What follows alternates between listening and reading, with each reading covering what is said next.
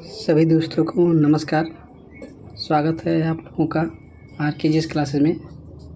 हम भौतिक विज्ञान के महत्वपूर्ण प्रीवियस ईयर प्रश्नों की श्रृंखला देख रहे हैं। कल तक हमने भौतिक विज्ञान के चैप्टर नंबर 3 के लगभग सारे क्वेश्चन करा दिए थे। आज हम एक और नए चैप्टर की शुरुआत करेंगे जो होगा यांत्रिकी। तो आइए आज का पहला प्रश्न देखते हैं।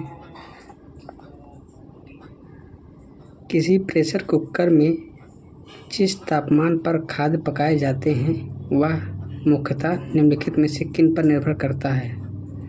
पहला है ढक्कन में स्थित छिद्र का क्षेत्रफल, बी दूसरा है ज्वाला का तापमान, तीसरा है ढक्कन का भार। नीचे कूट दिए हैं तो इनमें से बताना है कौन सा प्रयोग जो कूट सही है। पहला है केवल 1 और 2, बी है केवल 2 और 3, सी है केवल 1 और 3, डी है 1, 2 और 3। तो इस प्रश्न का जो सही आंसर होगा वो होगा आंसर नंबर डी, यानी तीनों कथन सही हैं। आइए देखते हैं प्रश्न संख्या 2 की तरफ। दाब का मात्रक है।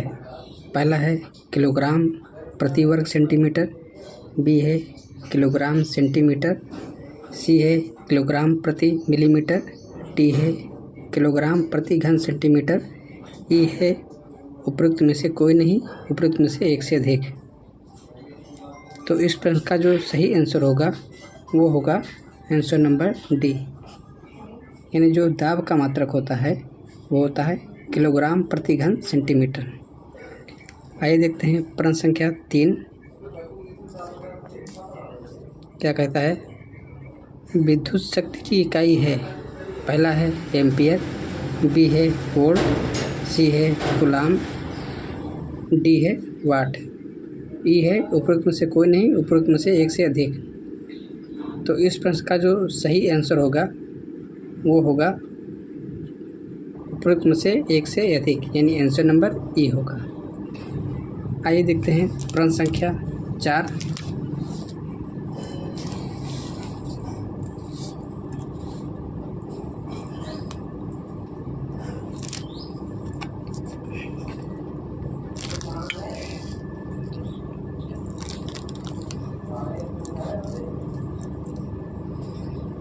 विद्युत मोटर में डैश ऊष्मा को विद्युत ऊर्जा में बदला जाता है।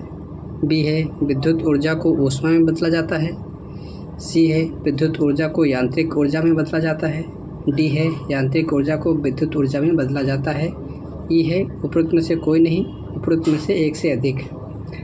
तो जो विद्युत मोटर है वो होता है विद्युत ऊर्जा को यांत्रिक ऊर्जा में बदल देता है। तो इस प्रश्न का जो सही आंसर होगा वो होगा आंसर नंबर सी। आइए देखते हैं प्रश्न संख्या 5।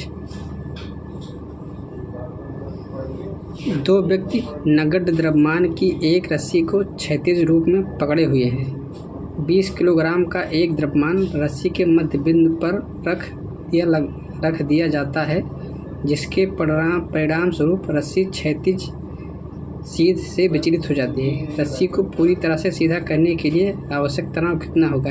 यहाँ पर G बराबर 10 मीटर प्रति सेकंड होगा। तो इस प्रश्न का जो सही आंसर होगा वो होगा आंसर नंबर ए, यानी 200 न्यूटन का बल लगेगा। आइए देखते हैं प्रश्न संख्या 6। निम्नलिखित कथनों पर विचार कीजिए। पहला है एक पिंड जो संतुलन में है पर कोई नेट आघूर्ण नहीं होता है। दूसरा है किसी पिंड का संवेग सदैव संरक्षित होता है। तीसरा है किसी पिंड की गतिज ऊर्जा सदैव संरक्षित रहती है। उपर्युक्त कथनों में से कौन से सही हैं। पहला है 1, 2 और 3, बी है 2 और 3, सी है 1 और 2, डी है केवल 1। ये CDS 2018 में पूछा गया क्वेश्चन है। तो इस प्रश्न का जो सही आंसर होगा वो होगा आंसर नंबर सी, यानी 1, 2 सही हैं जबकि तीसरा गलत है। आइए देखते हैं प्रश्न संख्या 7। एक व्यक्ति किसी घर्षण रहित क्षैतिज धरातल पर खड़ा है। इस धरातल पर एक निश्चित दूरी तक कैसे आगे बढ़ सकता है? घर्षण रहित मतलब होता है कि वहाँ पर घर्षण नहीं है। तो पहला है छींककर, बी है कूदकर, सी है दौड़कर, डी है लुढ़ककर। ये भी CDS 2017 में पूछा गया क्वेश्चन है।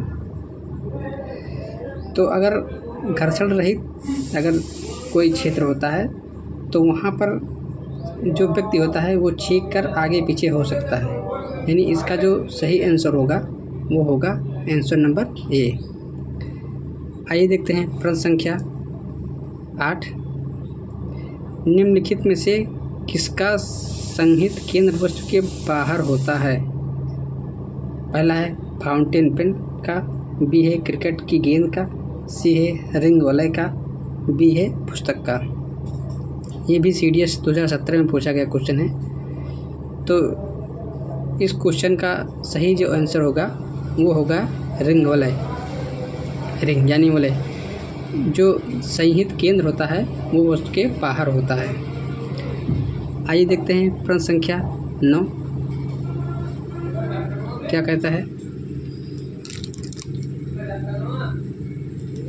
दो समान द्रव्यमान की वस्तुओं की गतिज ऊर्जाओं का अनुपात 4:9 है, तो उनके वेगों का अनुपात होगा। पहला है 4:9, बी है 2:3, सी है 16:81, डी है √2/√3। तो इस प्रश्न का जो सही आंसर होगा वो होगा आंसर नंबर बी, यानी जो वस्तुओं की गतिज ऊर्जा और द्रव्यमान की जो ऊर्जा होगी वो 2:3 होगी, क्योंकि जो 2 है 2 का स्क्वायर 4 होता है, वहीं 3 का स्क्वायर 9 होगा, यानी आंसर नंबर बी होगा। आइए देखते हैं प्रश्न संख्या 10। निम्नलिखित में से कौन सी एक सदिश राशि है? पहला है संवेग, बी है दाब, सी है ऊर्जा, डी है कार्य। ये भी IAS 1997 में पूछा गया क्वेश्चन है। तो जो सदिश राशि है वो है संवेग, यानी इसका जो सही आंसर होगा वो होगा आंसर नंबर ए। सदिश राशि ऐसी राशियाँ होती हैं जिसमें दिशा और परिणाम दोनों होते हैं। तो संवेग जो होगा उसमें दिशा और परिणाम दोनों होंगे। बाकी जो अदिश राशि होती हैं उनमें केवल दिशा होती है, परिणाम नहीं होता है। आइए देखते हैं प्रश्न संख्या 11।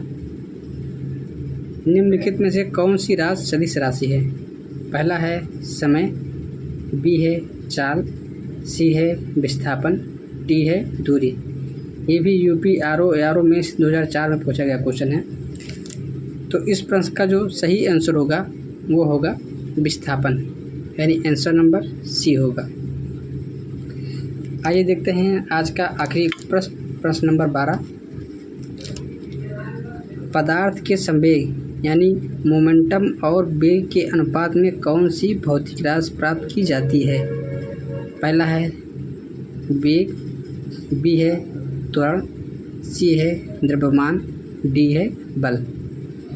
तो इस क्वेश्चन का जो सही आंसर होगा वो होगा आंसर नंबर सी, यानी जो संवेग और वेग के अनुपात से जो राशि प्राप्त की जाती है वो होती है द्रव्यमान यानी मास। आंसर नंबर सी होगा। तो आज के लिए इतना ही, कल एक और नए वीडियो में मिलेंगे।